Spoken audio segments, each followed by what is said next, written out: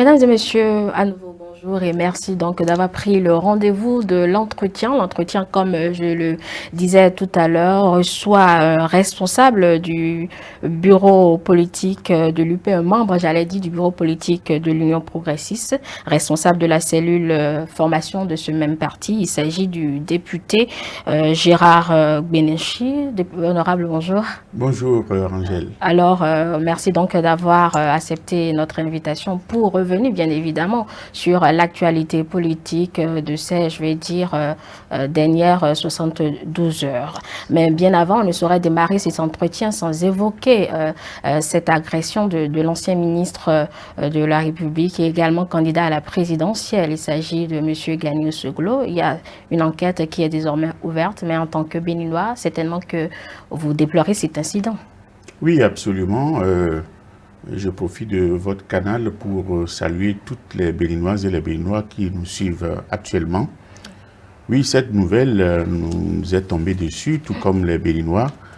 J'ai appris cela, que l'ancien ministre Gagnon Soglo aura été victime d'une fusillade. C'est comme ça qu'il est permis de l'appeler. Et puis, ça a été conforté par des images qui ont été relayées. Je l'ai vu dans un lit d'hôpital. Je pense que nous, à l'Union progressiste, nous avons tenu une conférence de presse hier au siège de notre parti à Bégamé. À l'entame, nous avons donc eu une pensée pour l'ancien ministre et déplorer cela au même titre que tout autre Béninois qui aurait été donc victime. Nous avons eu une pensée aussi pour l'artiste Kémy aussi. Nous en avons profité aussi pour observer une minute de silence à l'endroit donc du député Baba Toundé, donc député Union progressiste. Donc par rapport spécifiquement au cas Gagnon Soglo, moi je me rends solidaire du communiqué du gouvernement qui nous a rassuré que la police républicaine, comme vous l'avez dit, a ouvert une enquête et nous avons confiance que la lumière se fera et que les auteurs, les commanditaires de cet acte qui est déplorable, crapuleux, donc seront appréhendés et subiront les rigueurs de la loi. Et appelle l'information distillée sur les réseaux sociaux qu'il y a déjà des récupérations, je vais dire. Certes, l'Union progressiste a tenu une conférence de presse hier, a déploré, mais on n'a pas vu un communiqué officiel, je vais dire, parce qu'il y a certains partis qui quand même ont sorti aussi un communiqué, ou bien cette conférence de presse tient lieu de ce communiqué déjà. Mais je pense que cette conférence de presse est venue à point nommé parce que c'était circonstanciel, c'était dans les premières heures de l'information. Nous en avons profité donc pour intervenir sur le cas et déplorer cela. Je pense que cela tient lieu déjà de communiquer. Justement, nous allons revenir sur cette conférence de presse qui a réuni beaucoup de personnalités, beaucoup de membres, je vais dire, du bureau politique de ce parti-là. On a senti l'Union progressiste qui essayait de justifier un peu toute cette réforme. Justifier, non, c'est pas cela.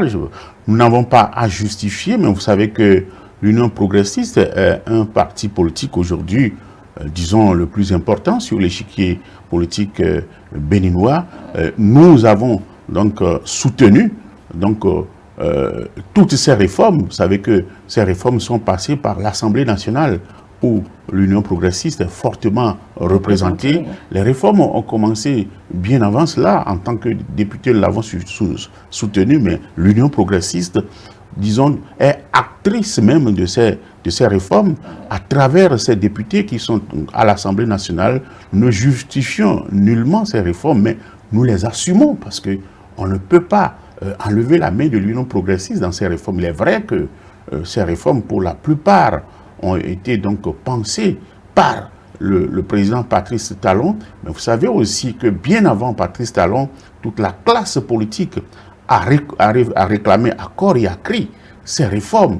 Si vous remontez jusqu'en 2012, certains partis politiques qui n'étaient pas des moindres sur l'échiquier politique béninois ont réclamé ces réformes. Si vous retournez à la 7e législature, à l'investiture du président Mbedji, si vous retournez à son discours d'investiture, vous allez voir qu'il a même déjà dit en ce moment-là que le Bénin, notre pays, a besoin de profondes réformes politiques.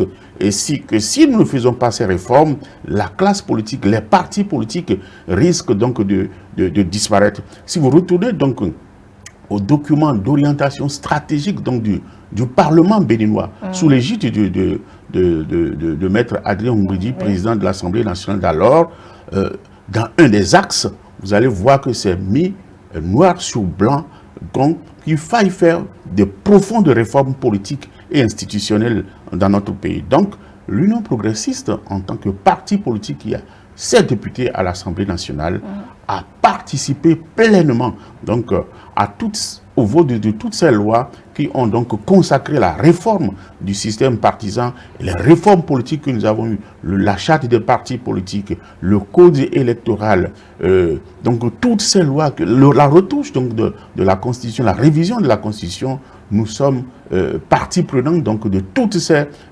réformes et nous n'avons pas à justifier, bien au contraire, nous assumons. Et aujourd'hui, est-ce que nous pouvons regretter?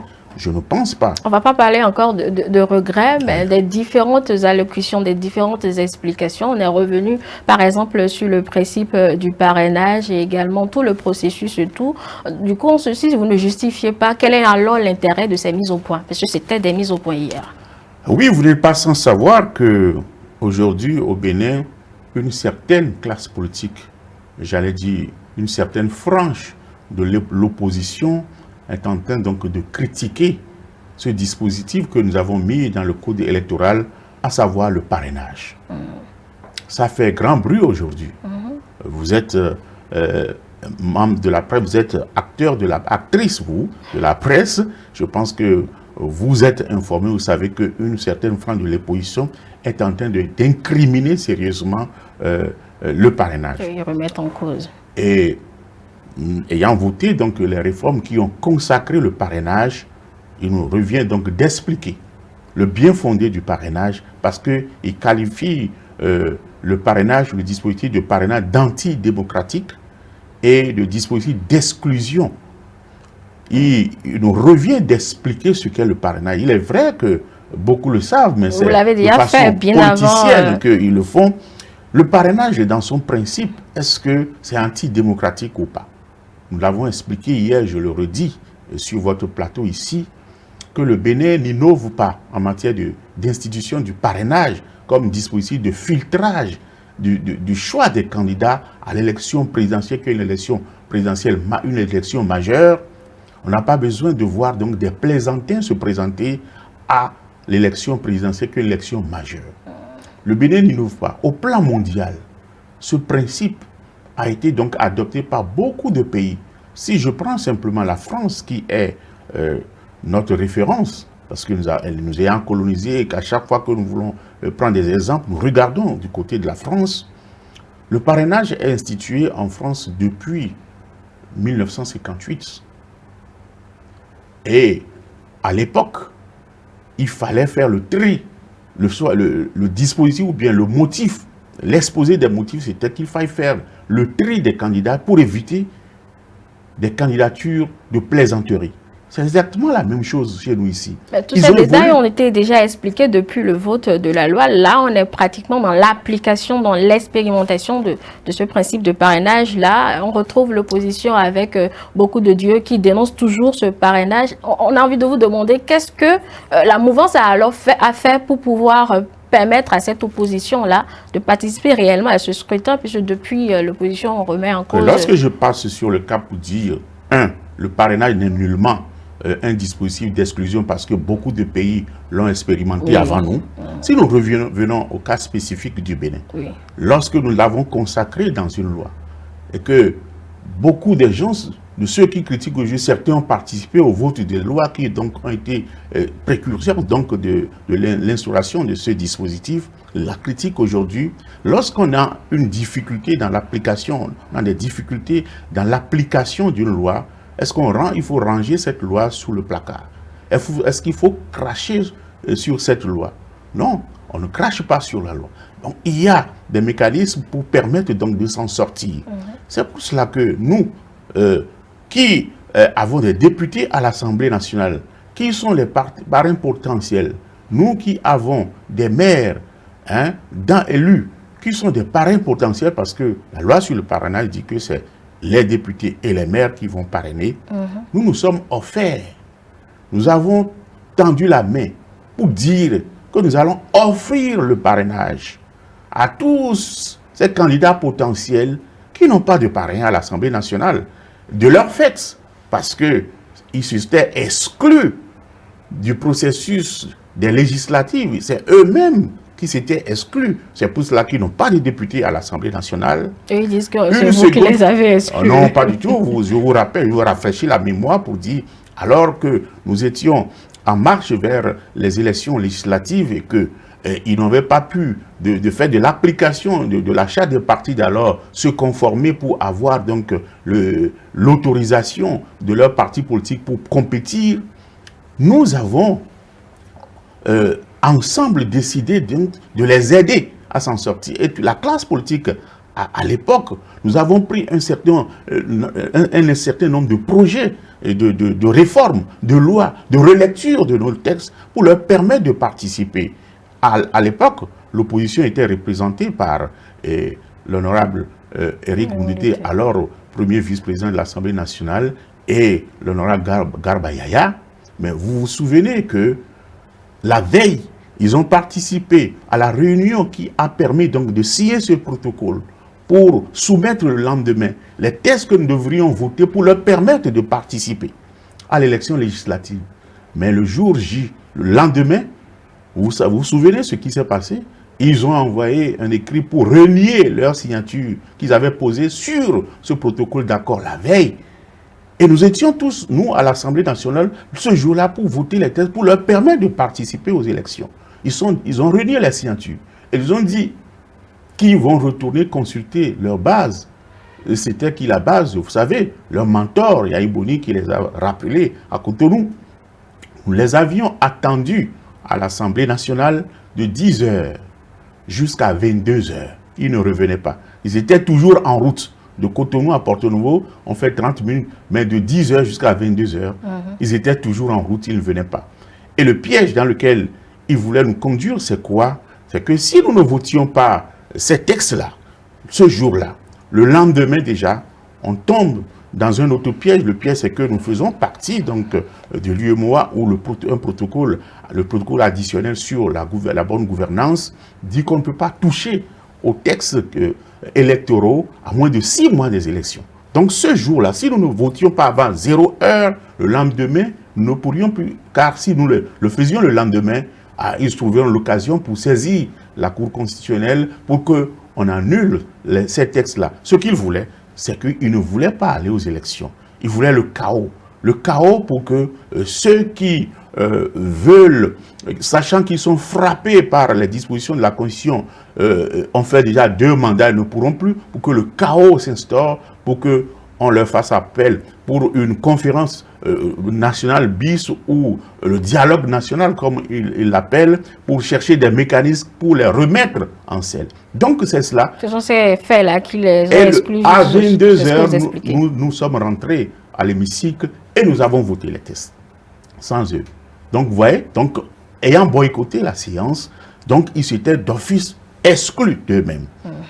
Nous sommes allés, ils étaient convaincus qu'on ne pourrait pas aller aux élections législatives sans eux, parce qu'à l'époque, ils chantaient sans opposition, il n'y a pas élection, sans nous, il n'y a pas élection législative. Nous y sommes allés. Et malheureusement ou heureusement, c'est 2 partis politiques qui ont pu donc se représenter, l'Union progressiste et le Bloc républicain, qui ont les députés à l'Assemblée nationale, qui se sont répartis les sièges, qui sont partagés sur la base des suffrages que chaque parti a obtenus. Et c'est cette assemblée qui qualifie aujourd'hui de monocolore. Alors, qui a imposé cela? C'est eux-mêmes, ce n'est pas nous. C'est eux qui ont imposé cette assemblée, qu'ils qualifient aujourd'hui de monocolore, parce qu'ils ont voulu donc, nous tendre des pièges, et eux-mêmes, ils sont tombés dans le piège. Nul ne peut se prévaloir de sa propre turpitude. Ils n'ont pas appris cette leçon. Après les législatives, étant donné que nous n'avions que 2 partis politiques qui ont des députés à l'Assemblée nationale, on s'approchait vers les communales. Oui. Vous savez, à l'époque, le chef de l'État a été obligé de convoquer ce nous avons appelé le dialogue politique, pour que la classe politique se réunisse et décide de que faisons-nous, pour qu'au moins pour les communales, l'opposition qui s'était fait exclure des législatives puisse se représenter, puisse participer à cette élection et avoir quand même des élus locaux pour être au niveau de la gouvernance locale. Et vous vous souvenez, l'une des recommandations donc, de ce dialogue politique, c'était que de voter un certain nombre de lois pour permettre que l'opposition participe à l'élection communale. Et à l'époque, sur les 15 partis politiques qui ont été invités, vous vous souvenez, à l'époque, il y avait 11 qui étaient présents. Donc 11 partis politiques présents. Les FCBE, qui étaient donc représentés à l'opposition, étaient d'accord pour le principe du parrainage. C'est eux-mêmes, c'est eux qui l'ont même suggéré. Alors, nous avons adopté le principe du parrainage. Jusqu'à ce jour, je n'ai pas vu les FCBE se dédire, ne se sont pas dédits jusqu'à ce jour. Alors, nous étions en plein processus électoral pour les communales. Et qu'est-ce qui s'est passé? Un coup de théâtre encore au niveau des FCBE, dont le chef était alors Yahi Boni, se démissionne lui-même du parti pour mettre le parti en difficulté et appelle ses partisans qui lui étaient fidèles à boycotter ces élections.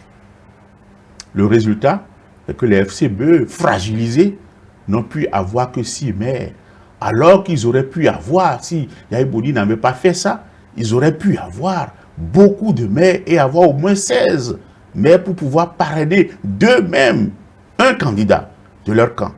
Donc, volontairement et à dessein, leur ancien mentor les a mis en difficulté parce que le plan, c'est de ne jamais participer aux élections. Le plan, c'est de conduire le pays dans le chaos pour en profiter.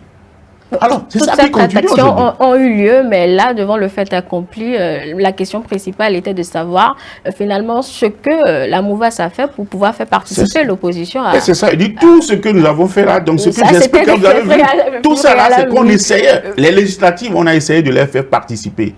Donc, ils se sont fait exclure. Les communales, on a voulu les faire participer. Yahi Boni a balkanisé cela, a mis du sable dedans et a tout gâché. Résultat, les FCBE n'ont que s'y paraît. Mais malgré ça, nous avons dit, ce n'est rien. Comme c'est le BLUP qui ont la majorité des députés, qui ont la majorité des conseillers communaux, des maires, nous allons vous parrainer. Donc ça veut dire que nous ouvrons toujours la main, nous tendons toujours la main, nous disons nous sommes disposés à parrainer les candidats même de l'opposition. Et vous avez entendu la plupart des députés qui sont allés retirer leur formulaire nominatif à la Sénat de parrainage. Chacun a dit qu'il est prêt à parrainer un candidat de l'opposition. Sous condition, bien évidemment, par rapport à la recommandation de votre parti. On en reviendra. Et bien sûr, ça veut dire, par principe, on est disposé à parrainer l'opposition. Et dans les faits? Et dans les faits. Oui, moi, mon parti politique, comme vous venez de le rappeler, l'Union progressiste, lors de sa session extraordinaire de son bureau politique du 16 janvier, a recommandé que ces parrains potentiels que sont ces députés et ces maires peuvent parrainer les candidats de l'opposition, mais à condition que ces candidats soient issus soit d'un parti politique, soit présentés par un parti politique, ou soutenus tout au moins par un parti politique légalement constitué aujourd'hui. Alors, est-ce que ça, c'est en accord avec l'esprit de la réforme du système partisan, oui ou non? Je dis bien sûr que c'est en accord avec l'esprit de la réforme du système partisan. Parce que qu'est-ce que nous avons déploré? Nous avons déploré le fait que, jusque-là, les partis politiques qui, par essence, ou bien par la Constitution, sont qualifiés à animer la vie politique, n'arrivent pas à générer donc les chefs d'État. Et c'est pour ça que nous avons voulu réformer, pour remettre les partis politiques en selle, pour permettre aux partis politiques de retrouver leur rôle originel que d'animer la vie politique et de fabriquer les gouvernants. Et qu'aucun gouvernant ne parvienne plus à la tête de notre pays sans avoir derrière lui une organisation politique solide qui puisse donc l'encadrer, puisse lui permettre donc de gouverner. Pour que plus personne, plus aucun Béninois ne parvienne à la tête de notre pays pour venir expérimenter des idées conçues de façon solitaire. Donc c'est cela. Remettre les partis politiques. Pourquoi n'avoir pas attendu alors peut-être l'intégrer au test vu que vous êtes législateur avant de prendre cette décision? Intégrer quoi? Que désormais le président peut-être vienne d'un parti politique soit soutenu nous avions par un une parti limite, politique. Une limite, vous savez, que notre constitution, la constitution de Bénin, dit que tout Béninois peut être candidat. Finalement, vous êtes en porte-à-faux justement. On n'est pas en porte-à-faux. Et nous aurions pu, si nous était donné de réviser la Constitution à notre âme et conscience, nous aurions sauté ce verrou. Mais la révision de la Constitution que nous avions eu à faire, c'était seulement sur des points d'accord du dialogue national. Donc nous ne pouvions pas aller au-delà des points d'accord. Sinon, si nous était donné à nous de réviser entièrement la Constitution, nous aurions sauté ce verrou pour être en accord avec l'esprit des réformes. Mais je pense qu'un jour, ça viendra. Lorsqu'on aura l'occasion un jour de retoucher la Constitution, je pense qu'il faille aller là pour mettre cela en accord avec l'esprit de la réforme du système partisan. Nous n'y sommes pas encore, mais comme nous n'y sommes pas, nous nous sommes disposés donc à l'appliquer dans cet esprit. Nous allons l'appliquer dans cet esprit, c'est de dire que nous parrainons, oui, mais tout au moins soyez soutenus par un parti politique légalement constitué. Aujourd'hui, nous en avons 13, 14. Le chef de l'État sortant, Patrice Talon, a été soutenu déjà par au moins 5 partis politiques. L'Union progressiste, le Bloc républicain, Moël Bénin, l'UDBN et hier, le PRD. Mais au moins, s'ils sont candidats sérieux, qu'ils trouvent au moins un seul parti politique pour dire « je soutiens votre candidature ». Ça, c'est difficile, ça?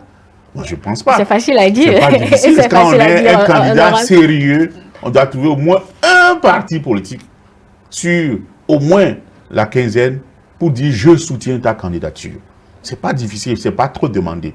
Si un candidat peut en avoir 5, si vous êtes sérieux, vous pouvez en avoir au moins un. Mais est-ce qu'à l'Union progressiste, après ce processus de déclaration de candidature, vous avez fait le point pour voir qui a pu donner son parrainage à qui? C'était un exercice personnel, certes, mais est-ce que vous avez fait le point? Est-ce que vous avez peut-être déjà parrainé quelqu'un ou bien vous avez toujours votre formulaire avec vous? Non, moi j'ai parrainé. Moi je l'ai dit. Moi j'avais dit quand j'ai reçu qu'au cas où mon parti politique ne me réclamerait pas mon formulaire de parrainage pour parrainer le candidat que le parti porte, volontiers, si je l'ai, je parrainerai un candidat de l'opposition. Parce que notre candidat, le candidat que mon parti soutient, n'en aura besoin que de 16. Alors que virtuellement, mon parti en a plus d'une centaine. Par exemple, à l'Assemblée nationale, 45 députés, puis au niveau des maires, 42. Ça va être 87. Donc c'est beaucoup. Et nous ne sommes pas seuls à parrainer notre candidat.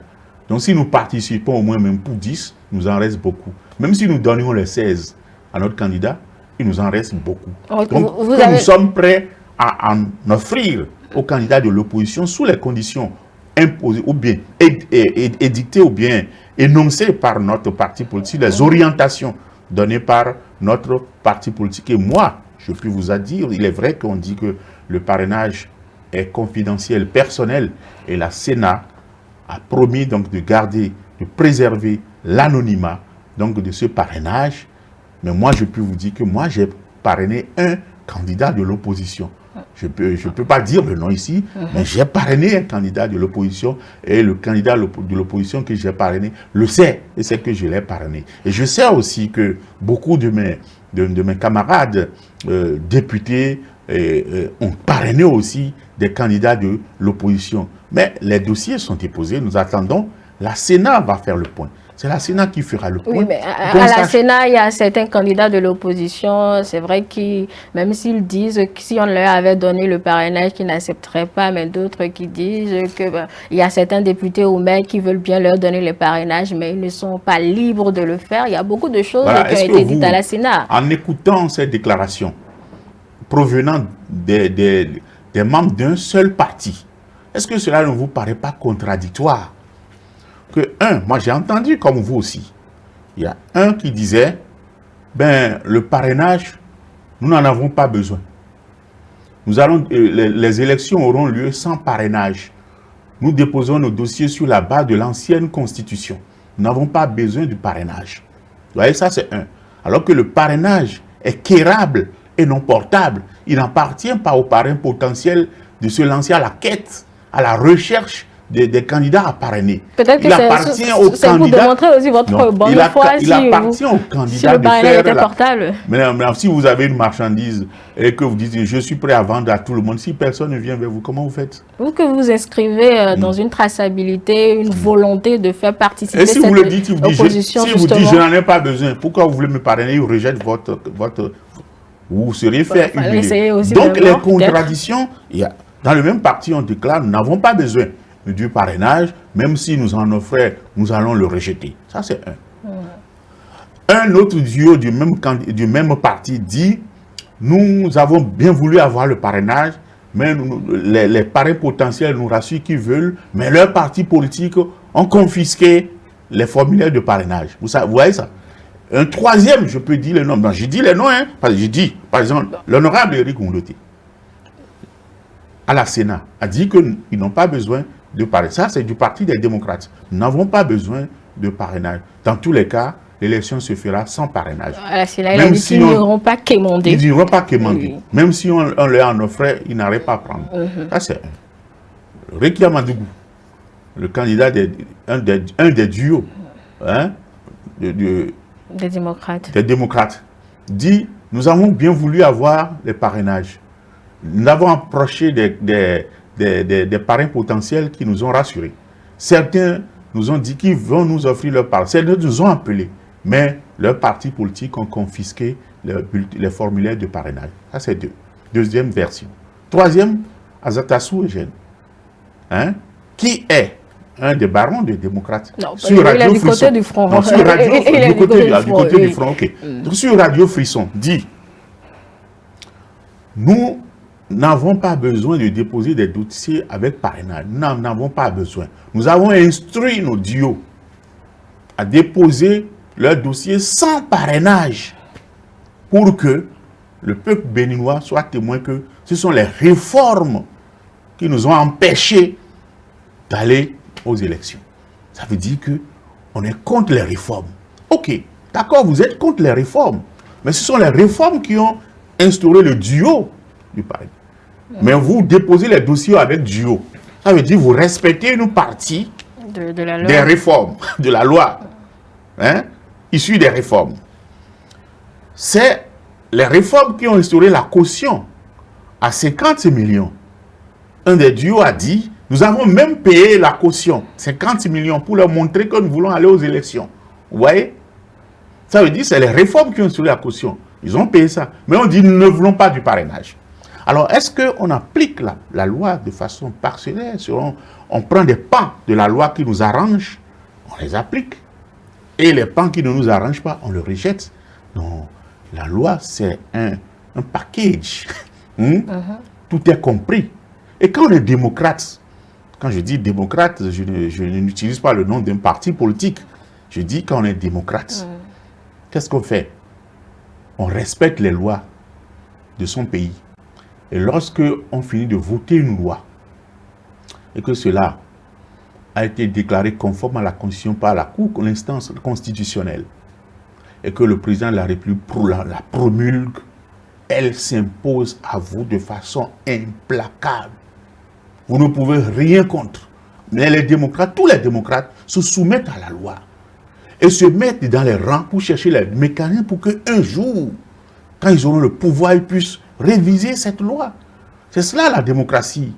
Mais être dans le pays, et pendant qu'une loi est passée en force de choses jugées, a été promulguée et devient à la force obligatoire sur nous, continuer de dire qu'on ne va pas l'observer, ça, comment on appelle cela? Ce n'est pas être démocrate, ça. Hein? Ce n'est pas être démocrate. Mais ça, c'est de l'anarchie. Ça, c'est de l'anarchie. Autre chose que ce qu'ils ont dit depuis le début, est-ce que ce n'était pas une manière aussi de se dédire? Peut-être ne voulant pas se dédire qu'ils sont restés dans leur stratégie du départ. Et c'est quelle stratégie, ça? C'est la stratégie d'autodestruction. C'est une stratégie suicidaire. Moi, je vois, hein, pour s'auto-détruire. Donc, l'opposition reste dans une stratégie d'autodestruction continue et ne veut pas se réveiller. Moi, si j'avais un conseil à leur donner, je dirais, réveillez-vous. Mais je pense qu'il y a certains parmi eux qui sont réveillés, qui disent, nous ne sommes pas d'accord avec ce jusqu'au-boutisme. Nous ne sommes pas d'accord avec cette politique qui nie l'évidence. Nous sommes conscients que sans parrainage, on ne peut pas aller aux élections. Et nous sommes prêts à obtenir le parrainage. Et certains d'entre eux ont fait la démarche et ont eu le parrainage. La Sénat va faire le point, on verra. Je suis sûr que certains d'entre eux auront le parrainage nécessaire, le nombre nécessaire pour participer aux élections. Donc on attend que la Sénat fasse le tri et rende public les dossiers validés et on verra. Est-ce que vous vous attendiez peut-être à voir peut-être ce parti pratiquement en éclat là tout à l'heure, tout de suite? Non, pas du tout. Je pense que ce qui leur arrive, nous autres, nous avons expérimenté cela. Nous, par exemple, à l'Union progressive, vous savez que c'est un regroupement de plus de 100 partis politiques et de 80 mouvements politiques. Mais nous avons géré des contradictions internes. Nous avons géré des zones, nous sommes passés par des zones de turbulence. C'est pour cela que nous comprenons ce qui leur arrive, mais nous les encourageons à ne pas abandonner. Hein? C'est un apprentissage difficile, mais ils y parviendront. Nous avons besoin donc de pas des novices. Ce n'est pas des novices, mais le jeu, l'exercice n'est pas si facile parce que vous avez à gérer beaucoup de contradictions internes. Voyez par exemple qu'en leur sein, il y a beaucoup d'intentions d'être candidat, beaucoup de gens d'ambition. Comment gérer, concilier toutes ces ambitions? Vous avez vu, ce n'est pas quelque chose de facile.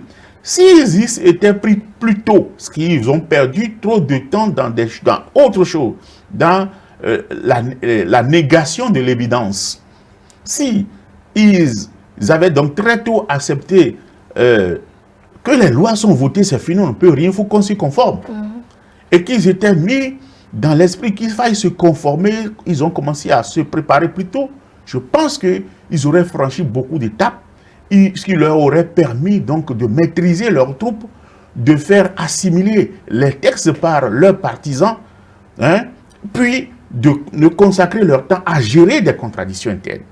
Mais ayant perdu trop de temps dans la négation de l'évidence, c'est trop tard. Ils sont à quelques jours. Et comment gérer donc tout ça là dans un laps de temps où on a dit, bon, d'accord, puisque d'abord ils étaient dans la démarche de ne pas du tout aller aux élections.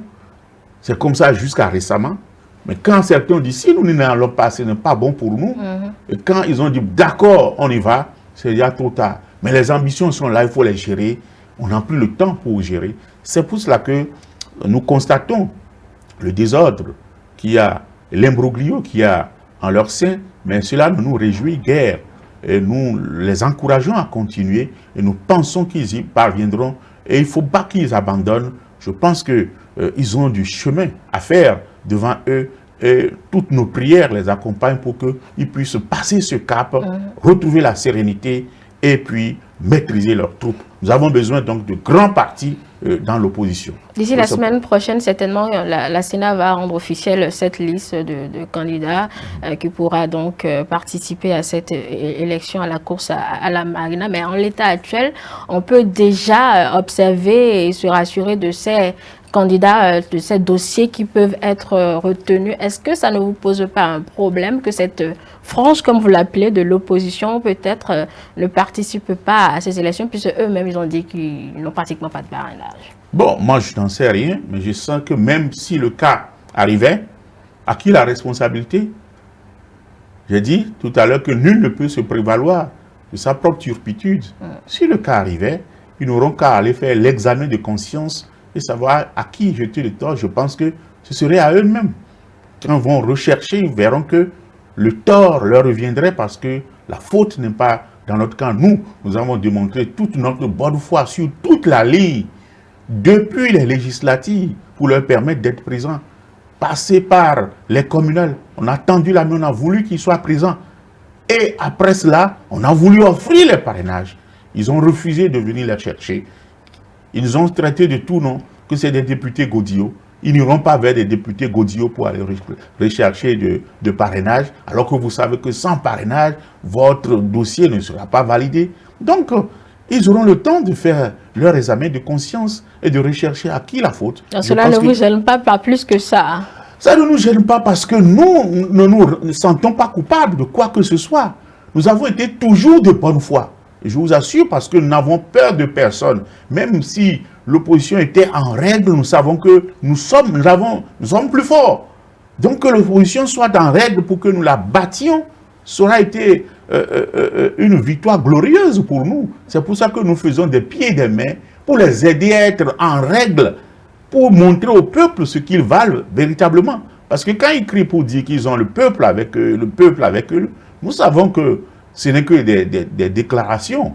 Mais nous connaissons ce qui est sur le terrain. C'est pour ça que nous voulons les aider à être en règle, pouvoir participer à cette compétition, pour leur montrer vraiment de quoi ils sont capables. Ils verront quand ils vont participer aux élections, quel est le score qu'ils vont recueillir. Et ça montrera aux yeux de l'opinion internationale que ce n'était que une petite poignée qui faisait trop de bruit pour étouffer la grande masse. Donc, nous n'avons pas du tout peur, nous sommes sereins. Et c'est pour ça que nous avons voulu tout faire pour les aider à être présents, pour les battre loyalement.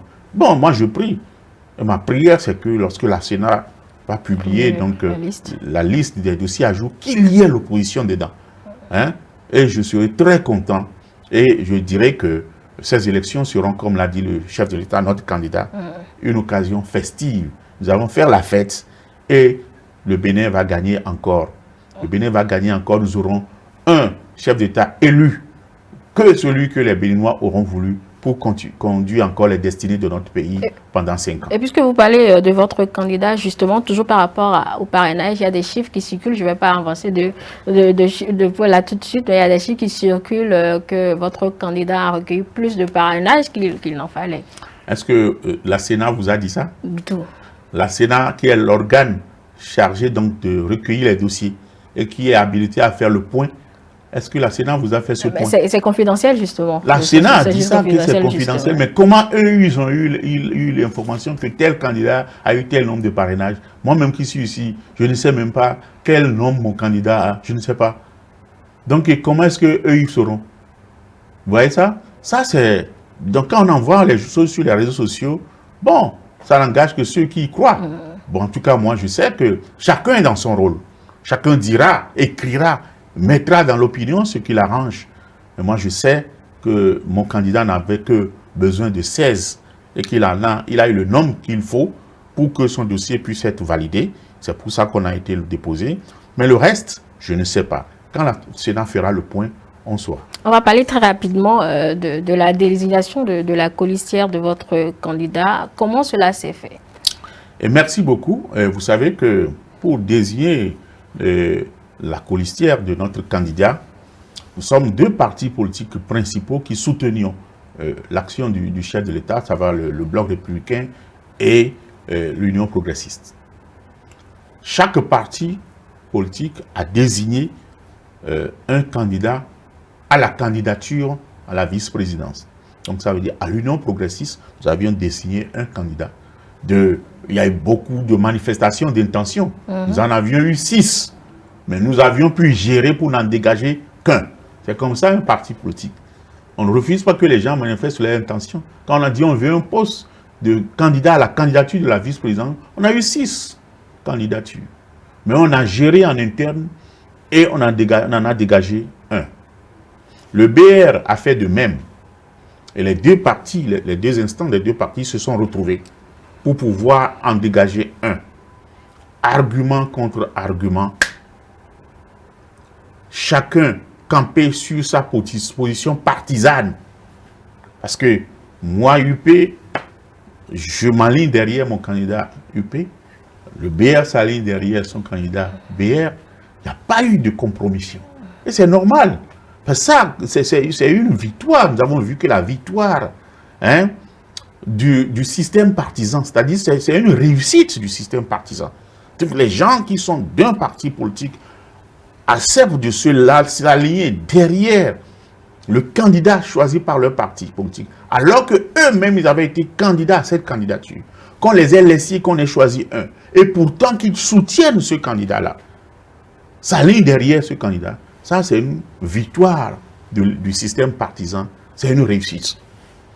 Ok, comme le système partisan, la réussite, le succès du système partisan nous a bloqués, alors nous avons sollicité notre candidat pour nous départager, qui nous a suggéré un critère, pour dire mais ce critère peut vous permettre de vous départager. Moi je vous suggère par exemple le critère genre. Dis le critère genre. Donc la suggestion est venue du candidat. Du candidat, le critère genre. Et pour ce critère genre, j'ai quelqu'un en vue. Je vois, par exemple, tel. Qu'est-ce que ça vous dit? En tout cas, allez réfléchir là-dessus. Et les deux instances se sont retrouvées. Et je pense qu'il y a eu consensus autour de ce critère genre et consensus autour de cette personne. C'est pour cela que chaque instance des deux parties, vous allez voir, l'instance BR est allée prendre acte par une décision de ce consensus autour de cette personne. Le même que l'UP, son instance, l'instance de l'UP, a pris une décision pour acter cela.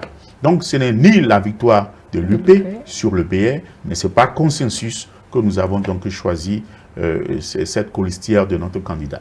Alors, vous avez certainement suivi l'actualité ces derniers jours, toujours le chef de l'État qui, on va dire, déclame sa flamme pour, au parti, par exemple, le chef de l'État était à l'UDBN, hier c'était au PRD, au MOEL Bénin.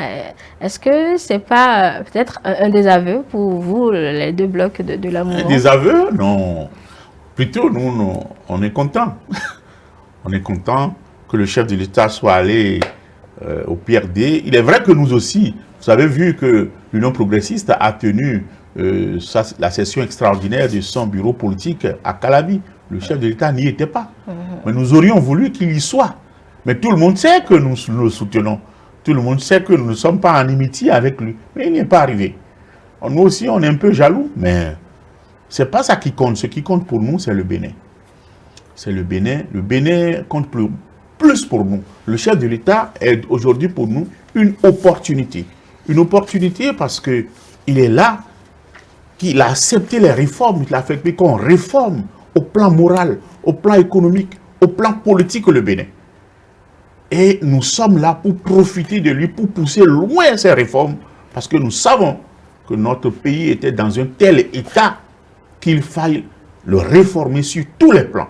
Et nous avons la chance d'avoir quelqu'un qui accepte les réformes. La classe politique a souhaité cela, ça fait longtemps, depuis 2012. Moi, j'étais donc d'une formation qu'on appelait l'Union fait la nation. Depuis 2012, on avait voulu cela. On n'a jamais eu l'opportunité. Mais si aujourd'hui, nous avons eu quelqu'un qui s'engage comme un homme de réforme, l'Union progressive veut profiter pleinement de celui-là pour pousser très loin les réformes et mettre notre pays sur orbite dans tous les domaines. C'est pour cela que nous voyons que ce que nous engageons avec le chef d'État, au-delà des susceptibilités personnelles que nous pouvons avoir, qu'il se réclame de tel parti ou non, ça importe peu pour nous ces questions-là. Et il y a aussi l'opportunité de cette sortie. On aurait pu le faire plus tôt ou ne pas la médiatiser, cette sortie-là, qu'on n'en serait pas là, peut-être à en parler. La sortie de qui? Le chef de l'État qui se rend au niveau des congrès de ces partis-là, l'opportunité de cette sortie. L'opportunité ne vient pas du chef de l'État. L'opportunité est induite par qui? Mais les partis politiques. Vous savez que le candidat Patrice Talon, candidat à sa réélection, a déclaré qu'il continue la dynamique. Donc, les partis politiques qui voudraient le soutenir tiennent leurs conseils, leurs instances, les réunions de leurs instances pour le soutenir. Pourquoi n'avoir pas déclaré cette flamme-là un peu plus tôt, peut-être au cours du mandat, et on attend le mandat fini? Vous n'avez jamais vu ça quelque part? Moi, je pense que toujours, les chefs réservent déjà toujours leurs décisions pour la dernière minute. Ça fait longtemps qu'on a demandé à Patrice Talon s'il sera candidat à sa propre réélection. À un moment donné, il avait dit qu'il aviserait. Et quand le temps approchait, à vos confrères de Jeune Afrique, il a dit quoi? Qu'il a déjà avisé. mais qui réservait sa réponse au peuple béninois. Vous l'avez entendu.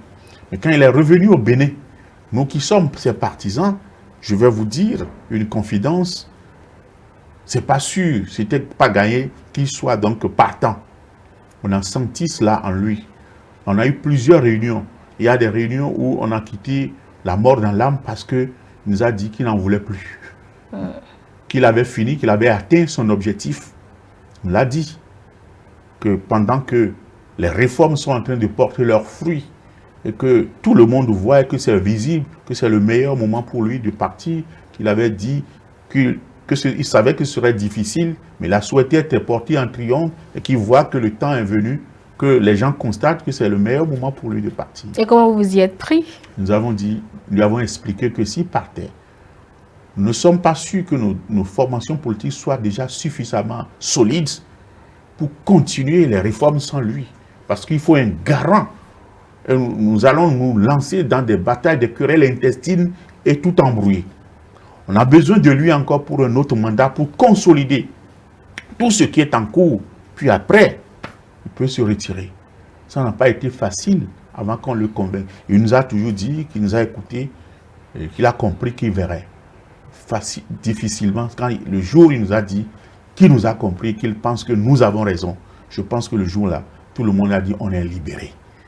Donc, il a réservé cette réponse, nous savions, mais il a réservé cette réponse au peuple béninois.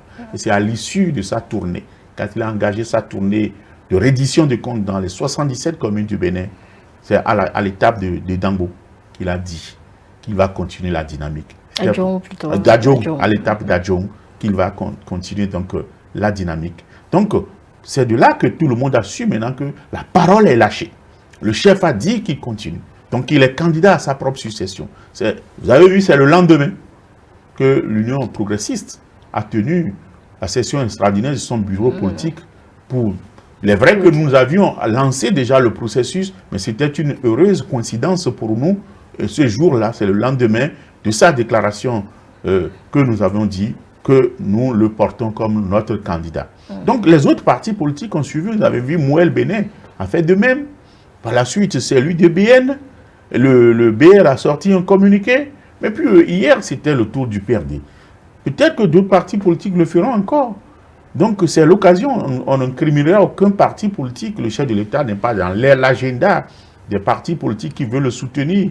Donc, un autre parti le dirait demain. Si ça lui dit, il irait encore donc les soutenir. Un peu comme au PRD, au niveau de Mouel Bénin, le chef de l'État a dit qu'il sera le promoteur de ces deux partis-là. Qu'est-ce qu'il faudrait comprendre de ces explications, de ces propos? Vous attendiez à ce que le chef de l'État, qui est le garant du fonctionnement harmonieux de toutes les institutions, du fonctionnement harmonieux de Bénin, qui a fait des réformes, qui a été porté des réformes, induit des réformes, pour que les partis politiques puissent retrouver leur place dans l'arène politique. Vous le voyez dire qu'il va fragiliser un parti politique. Mais hier, j'ai entendu une phrase, j'ai lu sur les réseaux sociaux qu'il a dit que les réformes n'étaient pas pour faire disparaître spécifiquement un seul parti, mais pour faire disparaître tous les anciens partis et induire de grands regroupements. Et c'est ce à quoi on assiste. Nous n'avons pas fini. Le grand regroupement, c'est à l'aune d'un certain nombre d'élections qu'on verrait. C'est-à-dire que nous sommes en marche. On ne peut rien dire maintenant. On permet à ce que tous les partis politiques viables existent et qu'on les appuie pour que ces partis-là puissent fonctionner et vivre. Les Béninois feront le choix. Et lorsque nous serons en train de faire des élections,